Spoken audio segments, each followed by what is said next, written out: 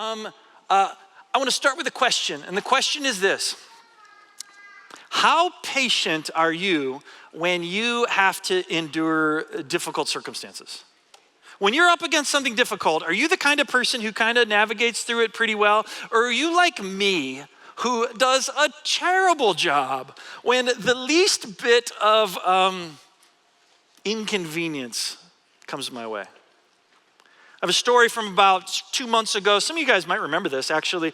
I had a bunch of stuff I needed to do, computer junk, I had emails, and so I thought to myself, okay, my first appointment is until like 8:30, 9 o'clock. I'm gonna go in a little early, and I'm gonna do the extra computer time, right? By time I start my day, my inbox is gonna be looking clean, my to-do list is gonna be nice and tight, I'm gonna get a jump on my day. So I'm up, and I'm out the door, and I'm driving, and I had the best idea.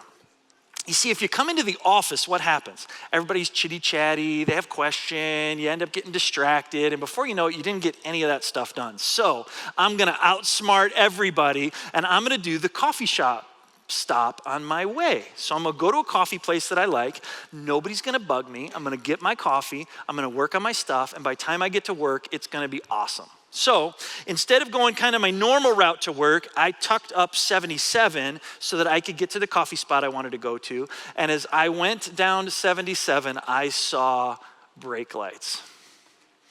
This was the day where the power line fell across 77 and it was closed for like a couple hours. And I end up, instead of having this great morning where I get all my stuff done, I end up sitting in the middle of 77, not going anywhere, not being very patient, and instead, I'm steaming, right? I mean, there's people cutting across the median, trying to get around me. I'm not getting my stuff done. Eventually, I kind of figured out, I rigged up the hotspot on my phone but it's not the same. You got my laptop pressed up against the steering wheel, and I am the most insufferable, unbearable, impatient person in all of I-77 North at this moment, right? And I think you guys are probably more like me than you're willing to admit. When you're stuck in traffic, when you get stuck at the long line at the grocery store, come on, people, go through the line, right? I've got stuff to do. Students, where's my middle schoolers at? I'm sure if you're homeschooled, you don't have to answer this question because your teacher might be sitting next to you. I understand this. But we've got classes that we don't like, right? And when that teacher for that chemistry class or that music class or whatever it is that you don't really like to do, they start talking, it feels like you have to endure this forever, right? If we have a hard time enduring circumstances like those, what about when we face real hardship? What about the people in this room that are up against stuff that's a lot more serious than a long line at the grocery store or a little bit of traffic? What about the doctor's diagnosis that's unpleasant? What about the mental health challenges that greet you every morning? The dark clouds are there and you're not sure how they're gonna break and if things will ever go back to normal. What about the relationship challenges, the addiction struggles, the job loss? I read in the news, I continue to see persecution of Christians worldwide. In Nigeria, Christian families are still being attacked in communities there. And I can't be patient over a little bit of traffic. And there's people who are enduring real hardship, real difficulty in their lives.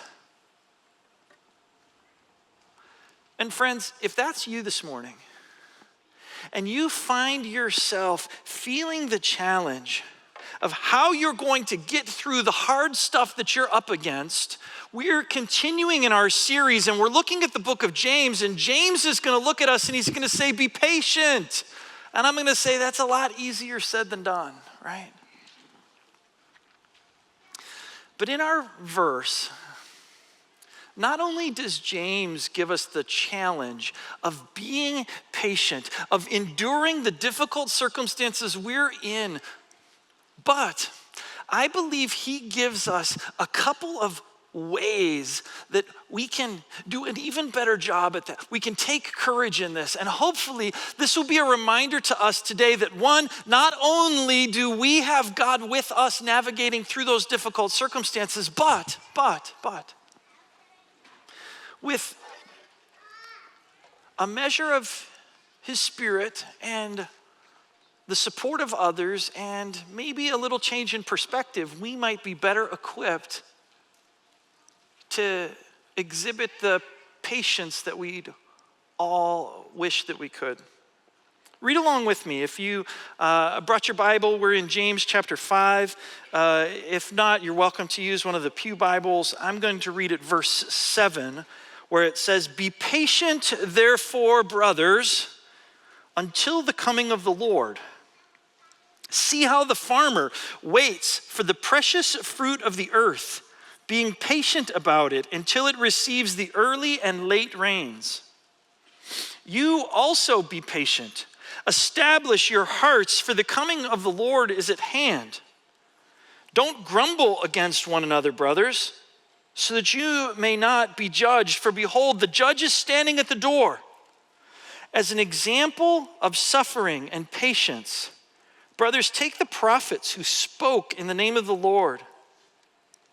Verse 11 says, behold, we consider those blessed who remained steadfast. For you've heard of the steadfastness of Job, and you've seen the purpose of the Lord, how the Lord is compassionate and he's merciful. But above all, my brothers, don't swear either by heaven or by earth or by any other oath, but let your yes be yes, your no be no, so that you might not fall under condemnation." When I feel the sense that I'm navigating through difficult circumstances, the first thing that I see in this verse that helps me to do that better comes in the way of an example, and it's the example of a farmer. Now, I don't know about you, but I live in a suburb, right? I've got little houses, I got a little garden in my backyard, but it's not a farm, right? But there was a time when, maybe you've heard me tell stories about this, when my family and I lived in the big city of Watertown, South Dakota. Yeah, oh yeah. We had a Perkins and we had a Walmart. And then since we moved away from there, they got a Starbucks. So they are like on the map now. But back then, little town, and everyone in our community was connected to agriculture. Think about this. They all raised corn and wheat and soybeans, or they raised animals that ate corn and wheat and soybeans, and they knew what it was like to be dependent on God to show up and help their crops grow. I mean, even with the modern technology that they had, tractors and irrigation and stuff, the difference between a well-timed rain or an extended drought could be $1 million to a farmer who has tractor payments and maybe is leasing land. And they understood what it was like to be dependent on God's provision and to have to patiently wait for him. But what I think we see in this verse, and is maybe kind of the first principle for us as we think about how we endure difficult times, is there's a partnership here. And not only is God showing up and doing his part, but he's inviting us to do our part. Because unless that farmer does all the farmer stuff he needs to do in order for that rain and that sunshine and that God's part to work out well for him, it's not going to make much of a difference. And the flip side of that is true. Because it doesn't really matter how much work that farmer does. If God doesn't come through, he's not going to have a crop. You see, the same's true in my life. When I'm up against difficulty, when I'm in the face of things that are challenging, when things are hard, when I have to endure, if I think I can just muscle up and get through it on my own, I'm fooling myself. I need God to show up in that moment. I need him to be real to me in a way that helps me navigate through that. And at the same time, I'm not just sitting back hoping that everything goes well. You see, God invites us to be partnered with him in navigating through the difficult experiences we face in ways that allow us to be involved, that allow us to meet him in that, where our effort, the work we put in to walking through that hard season is amplified by his grace.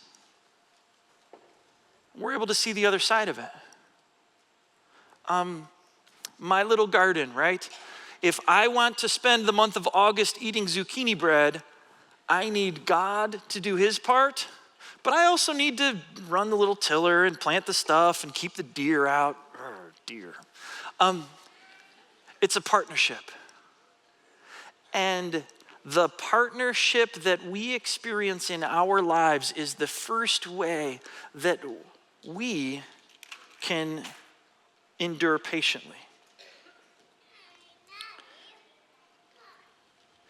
The second way that we do this, it comes from having the perspective where we don't have to do this on our own, and we don't have to do this indefinitely.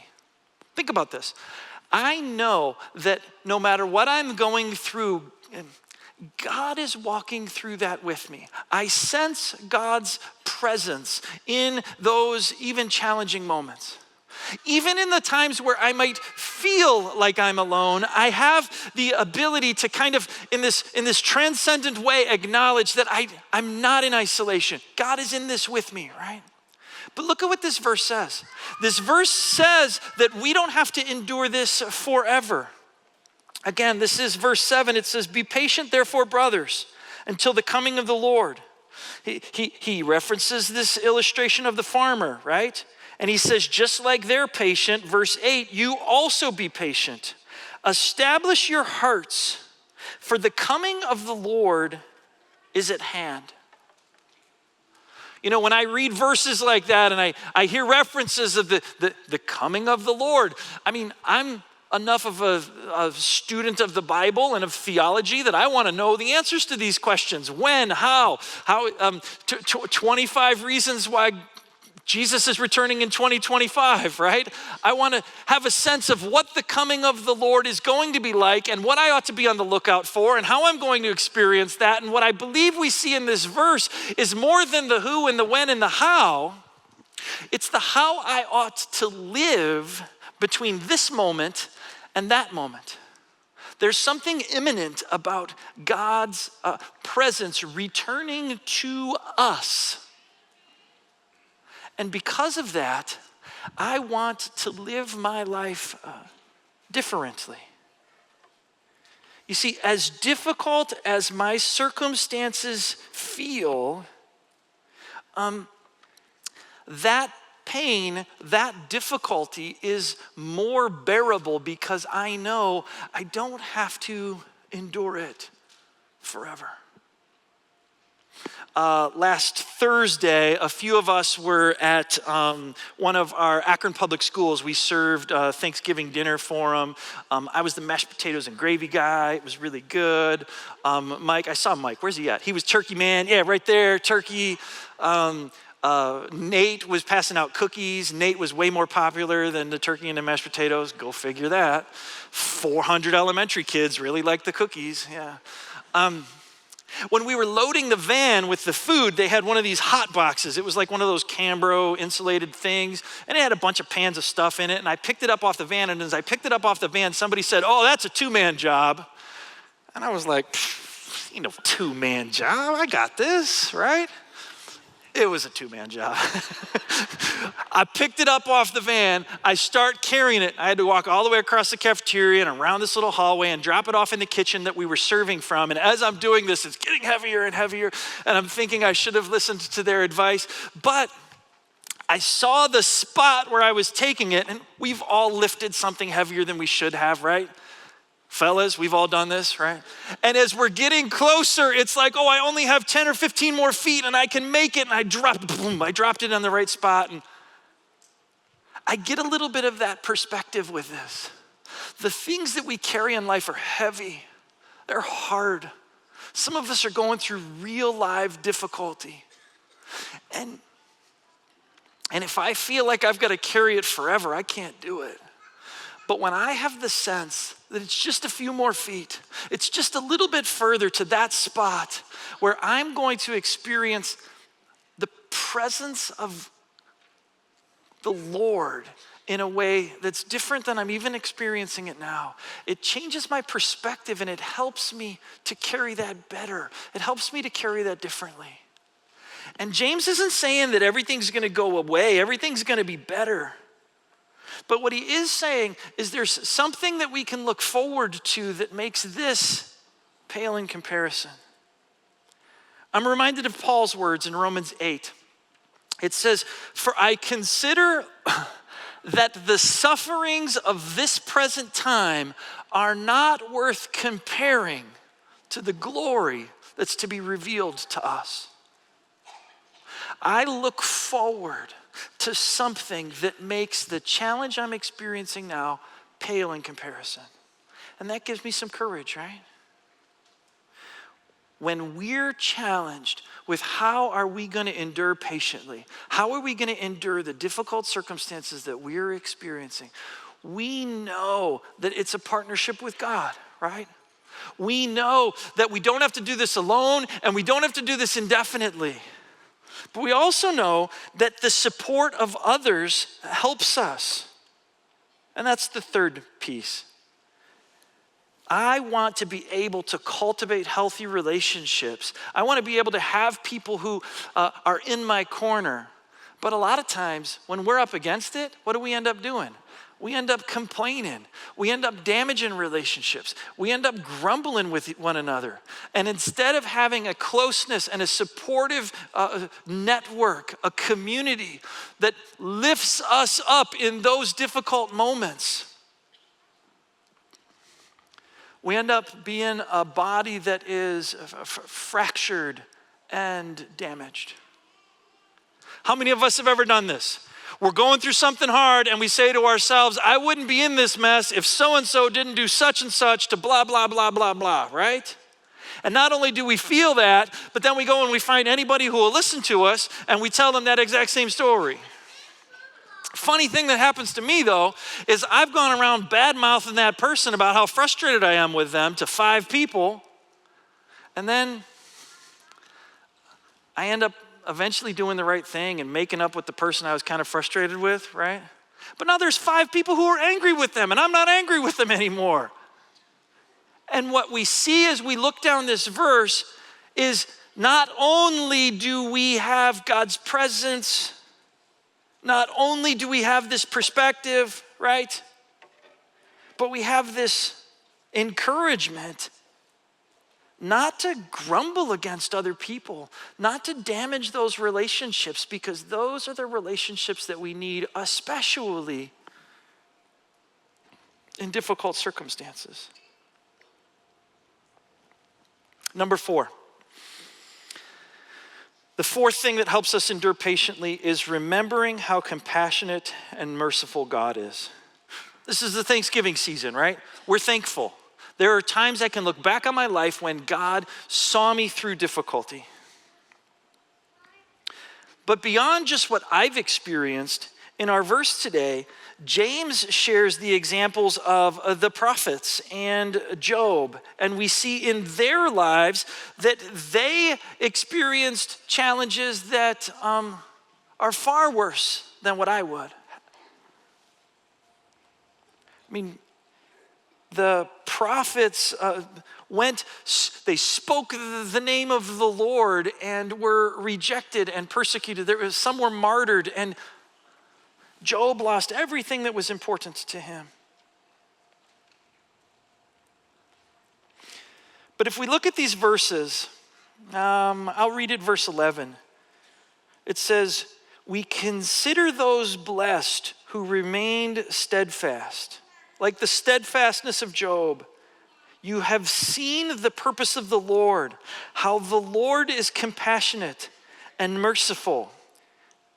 I actually underlined that in my Bible because I get this sense that in the challenging moments of my life, I get an even better glimpse into how compassionate and how merciful God is. Sure, there are times when things are going good and I get a feel for, God's there for me and He's merciful to me.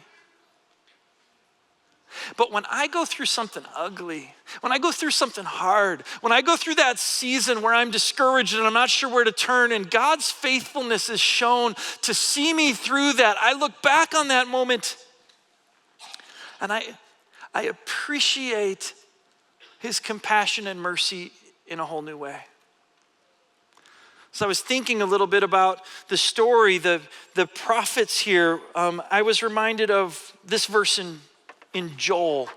It says in Joel 2, "Even now, declares the Lord, return to me with all your heart, with fasting and weeping, with mourning. Rend your hearts, not your garments. Return to the Lord your God, for He's gracious and He's merciful and He's slow to anger and He's abounding in steadfast love and He relents over disaster." Joel's struggles were pretty severe. I mean, the whole area suffered a horrible plague of locusts. And in the face of having to endure those challenges, he understood that God was gracious to him, was merciful to him, his people. And when I'm able to make that my own, I have a chance to endure with a level of patience that I wouldn't otherwise. Number 5.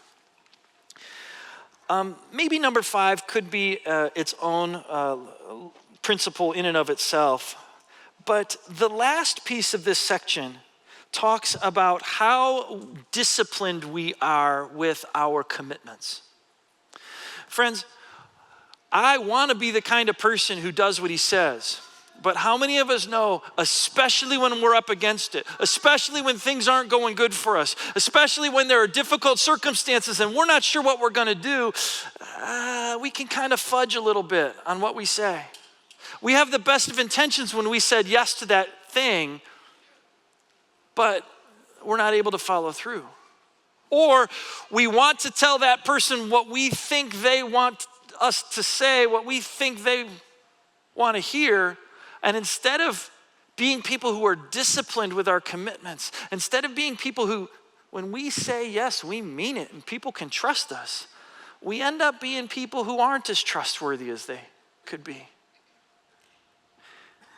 Well, as James finishes this section, he says that just like Jesus instructed people to let their yes be yes, let their no be no.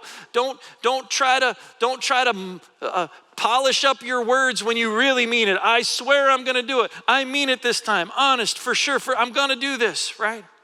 But just be people of integrity.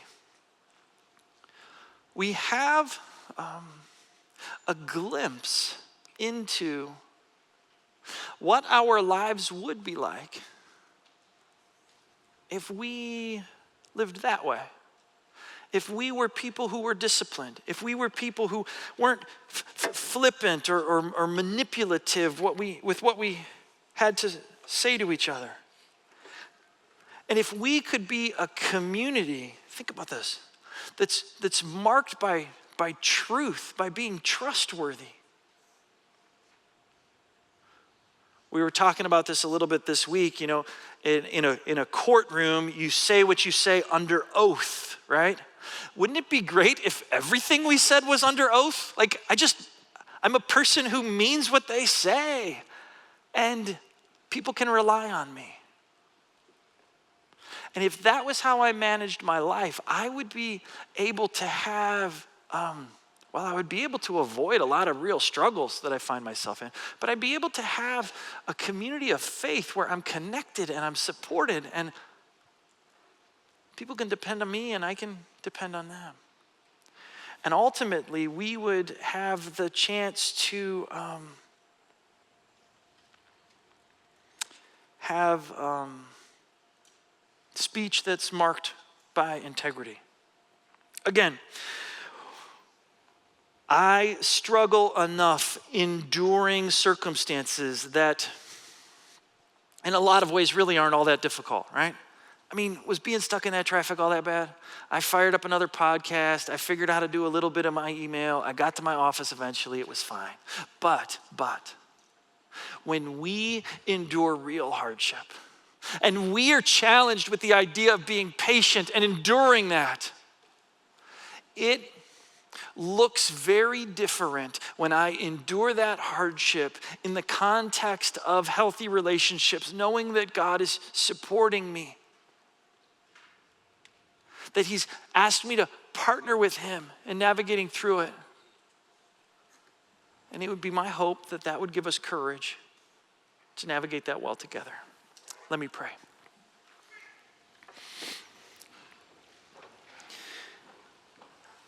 Dear Heavenly Father, I thank you that you see us when we're in challenging times. When we struggle just being in a broken world with all the flaws that we experience of it, God, you don't overlook us, but you meet us in that moment. And Lord, the encouragement to patiently endure those challenges isn't something that you just toss at us and hope that we do it well, but you meet us in the middle of that. And God, I thank you. I thank you that we can lean on you. I thank you that we can lean on others. I pray that we would cultivate healthy relationships. We wouldn't grumble at each other or be untruthful, but our friendships would have some depth and strength to them that see us through hard times. And ultimately, dear God, as we think about how we ought to live, I pray that we would live lives that are marked by your grace in the face of the difficulty we experience. Be with us, watch over us, give us a sense of your spirit as we go. In Christ's name, amen. This has been a message from the chapel in Akron, Ohio. Thanks for joining us today. Our Sunday morning services are at 9 and 10:40 a.m. You can join us online for our services by going to akronlive.thechapel.life. For more information about the chapel, please visit our website at thechapel.life.